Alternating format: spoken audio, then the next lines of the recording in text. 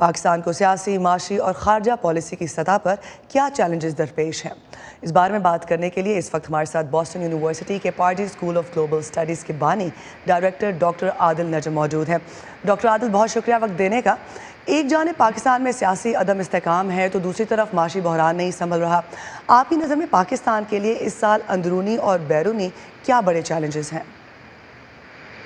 بہت شکریہ۔ میرے خیال میں جو پاکستان کے مسائل ہیں وہ ایک طرح سے دنیا کے مسائل ہیں، اور اس سے زیادہ اہم یہ کہ دنیا کے مسائل پاکستان کے مسائل بن گئے ہیں۔ تو ہر ملک میں جو ہم پاکستان میں دیکھ رہے ہیں وہ کوئی اتنا یونیک نہیں ہے، وہ ہم دنیا بھر میں دیکھ رہے ہیں۔ اس کا کہنے کا یہ مطلب نہیں کہ وہ کم اہم ہے، وہ بہت اہم ہے، لیکن یہ کچھ گلوبل ٹرینڈز ہیں جو ہم پاکستان میں بھی دیکھ رہے ہیں۔ اگر ہم 2022 کے بارے میں سوچیں تو میں کل بھی کسی سے کہہ رہا تھا کہ ایک بڑا منحوس سال تھا۔ میں جانتا ہوں بڑا مشکل سا لفظ ہے، لیکن اس کے لیے مجھے کوئی اور لفظ سمجھ نہیں آتا۔ یہ انگریزی کا ایک لفظ ہے کہ ملیس کا سال تھا دنیا بھر میں، اور خصوصاً پاکستان میں بھی۔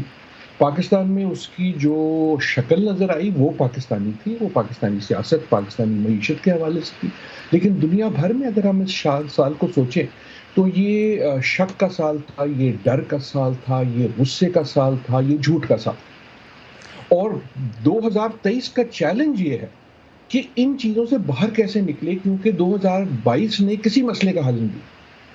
Doctor Adil, voice of America سے بات کرتے ہوئے بہت سارے ماہرین نے یہ مشورہ دیا کہ پاک امریکہ تعلقات کی نوعیت سیکیورٹی سے ہٹ کر معیشت اور تجارت پر مرکوز ہونی چاہیے۔ تو سن 2023 میں آپ کو اس کا کوئی امکان نظر آتا ہے؟ امید تو مجھے بہت ہے، وہ ہمیشہ سے ہے، ہر سال ہوتی ہے۔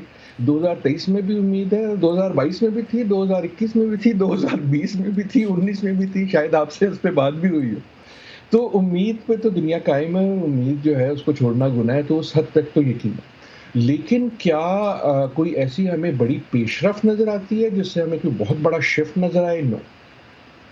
کیا ہمیں کوشش نظر آتی ہے، جیسے آپ کی تصویریں بھی اس وقت دکھا رہی ہیں کہ دونوں ممالک کوشش کرتے ہیں، تھوڑی سی، بہت زیادہ نہیں لیکن تھوڑی سی ضرور کرتے ہیں، دونوں ممالک چاہتے ہیں کہ یار اب اس کو کسی طرح چینج کیا جائے۔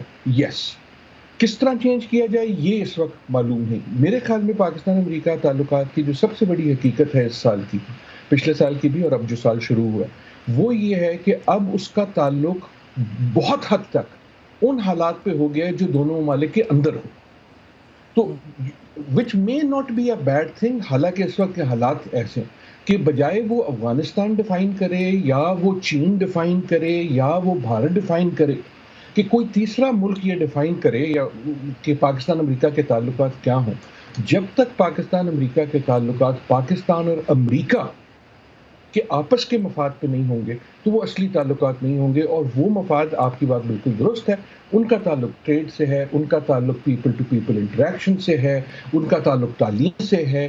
پاکستان جو ہے وہ اس کے بہت سارے پاکستانی، جیسے آپ نے پہلے دکھایا، امریکہ آتے ہیں، لیکن یہ بھی یاد رکھیں کہ امریکہ معیشت کے لیے وہ بہت اہم ہے۔ مثلا پاکستان دنیا کا تیسرا اہم ترین ملک ہے امریکہ کو ڈاکٹر ایکسپورٹ کرنے میں۔ امریکن ہیلتھ کیئر یہ ہم سوچتے ہیں کہ عام ایکسپورٹ ہوتے ہیں، لیکن ہم ڈاکٹر بھی ایکسپورٹ کرتے ہیں۔ سو اگر تعلقات جو ہیں وہ سیکیورٹی سے ان قسم کے سوالات پہ آنا شروع کر دیں گے، کلائمیٹ کا سوال ہو، ایجوکیشن کا سوال ہو، ٹریڈ کا سوال ہو، that will be the best. یہ بتائیے کہ گولڈمین سیکس نے دسمبر کے شروع میں اپنے ایک پیپر میں پیشن گوئی کی ہے کہ پاکستان سن 2075 تک دنیا کی چھٹی بڑی معیشت بن سکتا ہے۔ کچھ لوگ اسے دیوانے کا خواب کہہ رہے ہیں تو کچھ کے مطابق 2075 تک پہنچنے میں ابھی 52 سال باقی ہے۔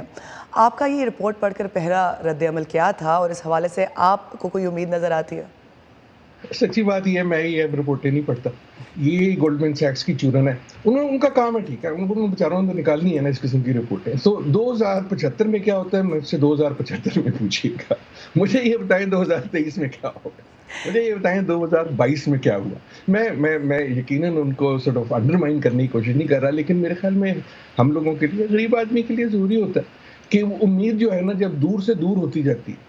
تو میں نے وہ رپورٹیں بھی پڑھی تھیں 2000 میں جو کہتی تھیں 2030 میں کچھ ہو جائے گا، 2050 میں کچھ ہو جائے گا۔ سو آئی ہوپ، لیکن اگر آپ یہ رپورٹ دیکھیں، یہ رپورٹ میں نہیں دیکھی، لیکن عموماً جب آپ 2075 قسم کی باتیں کرتے ہیں تو اس کا جو سب سے بڑا محرک ہوتا ہے وہ ایک پاپولیشن ہوتی ہے، اور پاپولیشن پاکستان کی جو ہے وہ نسبتاً تیزی سے بڑھ رہی ہے دوسرے ممالک سے۔ اب اس میں سے اکنامک بینیفٹ بھی ہو سکتے ہیں کیونکہ آپ کا کنزیومر بیس بڑھ جاتا ہے، آپ کا ہیومن ریسورس بڑھ جاتی ہے، لیکن ہم جانتے ہیں کہ اس کے مسائل کتنے ہو سکتے ہیں، تو ان مسائل کو بھی آپ پیش نظر رکھیں. میرے خیال میں ہم یہ دو قسم کی چیزوں کی نعرہ بازی میری اس سال کی جو ہے نا وہ کیا کہتے ہیں جو وش ہے اپنے لیے وہ یہ ہے کہ ایک تو یہ جو اس قسم کی رپورٹیں دیکھ کے میں نے خوش ہونا ہے وہ میں نے نہیں ہونا، میں نے آج کے بارے میں سوچنا ہے، کل پہ نظر رکھنی ہے. اور دوسری چیز یہ کہ یہ جو انٹرنیٹ والی لسٹیں ہوتی ہیں نا کہ 10 بڑے یہ اور 5 بڑے وہ، ان کے بجائے عام پاکستانی، عام human being through out the world آپ ہمیں اس پہ واپس فوکس لانا ہوگا. ڈاکٹر عادل بہت بہت شکریہ اپنا وقت دینے کے لیے.